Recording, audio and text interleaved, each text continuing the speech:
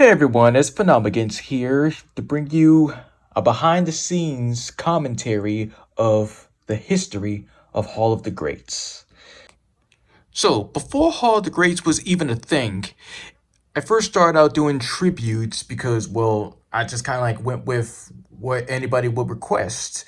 It was tributes for people such as Don Wrinkles and Tim Conway and Robin Williams and so on and so forth. With me added in some little bit of episodes from my failed show called Broadspot Bizway, which, yeah, it could have done some improvement, but I got better later on with much more bigger and better things. But yeah, the first episode of Hall of the Greats was on May 18th of 2020 when I heard the sad passing of Fred Willard. And it broke me down so much because, well, ever since I knew him from stuff like Billy and Mandy and other different stuff, it's I just decided to just make a series about it. And since then, that's what I've just been up to. It's been one of my most favorite subjects to do for my channel. And well, the intended purpose, of course, is to just praise people for their gifts to the world, like how much we love them for what they do and everything. And um that's what it's really mainly all about. It's not really about controversy or negativity because yeah, there might be moments where people can do some effed up stuff, which is well not really all that good for other people, but they can be able to somehow kind of change that if they want to by either making comebacks or just becoming better people or stuff like that. And yeah, it's really difficult to just think about when you're just you know think of your opinion of them. But yeah, it has been a really cool journey and I enjoyed like just making all different kinds of episodes dedicated to people who I either just admire their work or just think that maybe he or she could like be given much more work and everything like that. But yeah, it really does feel great to just give thanks for people. And I kind of like take that for myself because someday I'd be willing to just show what I want to the world if I wanted to, if it ever comes true, because it would be nice if I did make an episode for myself for Hall of the Greats, showing how I came along, how much I, both as a man, from a boy to a man, and well on YouTube, my YouTube life as becoming an amateur to to well a creator, because ever since when I saw this freaking awesome series, one of the best videos of all time, Sonic Stop Motion Adventures, awesome series. The behind the scenes of the last episode had Steven say, if you keep doing what you love, you aren't an inspiring creator, you are a creator. And those were just words that I just stuck upon. And well, yeah, just waiting for the right moments. Every single day, I just always wait for anything good to happen. And I always been keeping myself busy with entertaining people with stuff because like as my channel description says, my first channel will be a little bit of a variety channel because of how much I want to just show everyone that I am capable of more than just one thing. Because it is good to show people what you do love, but if you don't really kind of like play with other different types of things, then they kind of might get bored of it. But I guess that's just on them. That's their opinion. But yeah, it can again be a little bit complicated, but you do what you can in order to just stand out. How the episodes are made, well, yeah, it's simple enough. I just find any clips possible, whether it's in movies or TV or anywhere. But if I am unable to get any footage at all, then I can just roll with it. It's one of the many things that's really hard to do because people might say, "Hey, you missed this, you missed this," because like he or she is playing that role right now. But you don't always have to get every single role that's people have done. When it comes to just actors, to be specific, because well, what really matters is like the more notable, more recognized works. You don't really need to get like everything. Like I just mainly get just the notables, the timeless honor rolls, the surprising different stuff that they've been included in, and that's what's I like about like the show.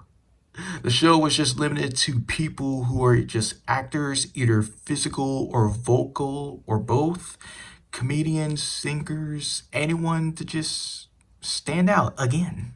It truly is a blessing.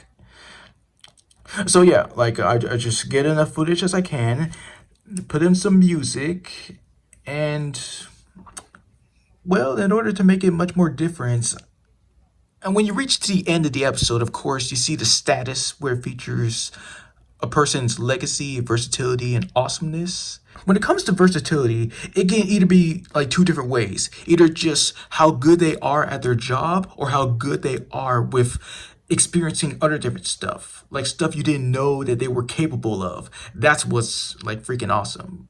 Now, if you're wondering if there's any episodes I liked working on or didn't like working on, well, I just mainly yeah, I like all of them. I just like seeing how when you first get to the first episode, that is kind of like different, but when you keep watching, it keeps getting much more bigger and better. It's kind of like similar to how you see art in animation, like how it looks all like crudely drawn and stuff, but then it improves in later seasons. But I would say the most difficult, hardest episode that I've ever worked on is the episode you're gonna see Friday. Yeah. Nevertheless, I still really enjoy just making the show overall. Similar to like how I said about you can't always get like every single role possible for anyone who's an actor or voice actor or anything like that. That's when the reduxes came because whenever I do a redux for an episode of Hall of the Greats, it just kind of feels like I've just been lazy with the original. Like I felt like, oh crap, uh, since I decided to just get it out there, but not realize like how much more important anybody's stuff is from their filmography, I just feel the need to just do that. But again, I didn't really had to because it wasn't really kind of necessary. Except for Fred Tatasciore, to be specific, because like one of my other shows, which is Owning the Mantle, when I made an episode for Knuckles about who would be the next possible voice for him, Fred Tatasciore was one of them. And I actually freaking predicted because after the Sonic movie, the sequel, there was a short film called Sonic Drome Home, and Fred Tatasciore was the became the voice of Knuckles, and it just shocked me so very much that I had to remake Fred Tatasciore's episode for Hall of the Greats to prove to like emphasize my point. Or maybe because I just couldn't resist how much like cool it would be to just include much more Thomas Honor roles because well, I coined the phrase timeless honor due to well, it can relate to any role that's like from Marvel or DC or Disney or anything like that. Kind of like think of this. How Mel Blanc was kind of most of the original voices for many of the Looney Tunes characters, and anybody lucky enough can be given the mantle of those characters, like Jeff Bergman or Joe Walaski or Eric Balza. It's just a really cool thing to just happen to you. Now, on January 9th of 2023, something just changed for the show. Not really badly, just kind of personal. Because after I kind of got fed up of people not really understanding that not every person who ever walked the earth will be included in Hall of the Greats, I just had to just put my foot down. So I picked 42 people that would be like the final episodes for Hall of the Greats. And then it wasn't up until after I did Tim Allen's episode that somebody requested Jodie Benson. And that was the start of me doing extra episodes for Hall of the Greats. They might not be official episodes, but they still matter to me because, well, of course, the show's all about praise and thanks and awesomeness and everything. And, yeah, it's kind of like a little bit of a. Well, I just wanted to make something unique, something to just spice it up a little, which may be predicting a little bit of a future of Hall of the Greats, if you think about it. Even though like the show is almost like completely over because there's 5 episodes left, but if it could have gone on, because that's when I suddenly decided to make a sequel series.